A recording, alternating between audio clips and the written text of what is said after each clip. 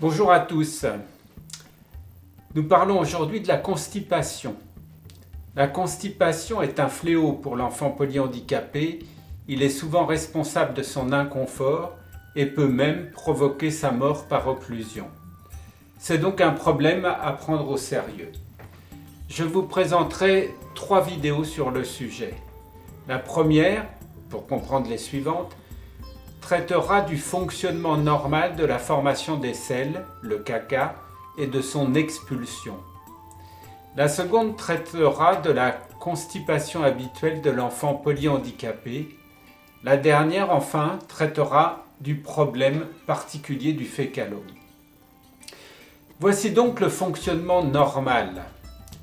L'usine à caca est constituée d'un tube dont la longueur progressera avec la croissance pour atteindre en moyenne 1,5 m chez l'adulte. Ce tube est disposé en cadre dans le ventre. Il commence à droite, monte dans l'abdomen, traverse l'abdomen et redescend à gauche. Puis il revient enfin vers le milieu pour rejoindre le rectum, puis la sortie, l'anus. À droite, il reçoit une bouillie liquide des résidus de la digestion. À la sortie, il est chargé normalement de produire des selles, pas trop liquides, sinon c'est de la diarrhée, ni trop sèches, car alors elles sont difficiles à extraire.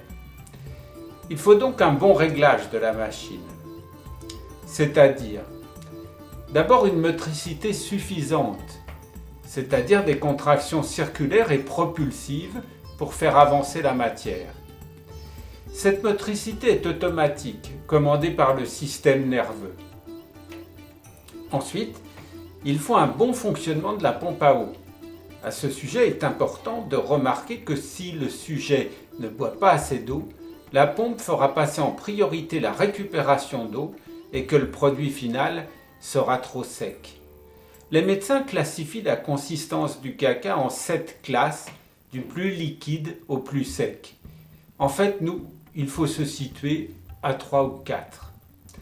Troisièmement, il y a un atelier chimique réalisé par des bactéries, comme quoi elles ne sont pas toutes mauvaises, chargées de traiter des résidus non digérés qui pourront être absorbés ou transformés en gaz. Le gros intestin est donc une usine à prout. Il faut aussi un bon produit à traiter. Nous avons vu l'importance de l'eau, mais il faut aussi une quantité suffisante de résidus à faire avancer, sinon la matière s'attarde dans la machine et se dessèche, ce qui va proposer des problèmes en bout de tube. Ce n'est pas très logique, mais il faut faire du résidu, c'est-à-dire manger des choses qui ne se digèrent pas, les fibres. Nous y reviendrons. La machine ayant bien fonctionné, il s'accumule dans la partie gauche du gros intestin une belle matière plus ou moins odorante à éliminer. Mais avant de voir comment l'éliminer, 2 choses à signaler. La première, le rectum, la portion terminale du gros intestin, antichambre de la défécation, est habituellement vide. Deuxièmement, l'anus a 2 sphincters. Les sphincters, ce sont des muscles circulaires capables de se contracter pour fermer le tube. Il y en a un interne, un externe, ils assurent l'étanchéité. Voyons à présent comment cela se passe. Pendant le sommeil, pas de problème, le mécanisme est au repos. Au cours de la journée, à l'occasion du petit déjeuner, souvent, ou du passage à la position debout, ou parce que c'est le bon moment, car le produit est prêt, le gros intestin va alors se contracter pour évacuer dans le rectum sa production.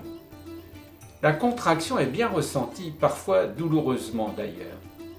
Le besoin d'expulser est perçu par le cerveau. L'ouverture du premier sphincter est automatique, commandée par le cerveau.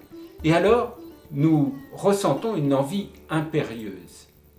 Si on est disponible, on s'installe sur le trône ou dans la nature, et en poussant, le sphincter externe s'ouvre et la royale ou campagnard d'expulsion est effectuée.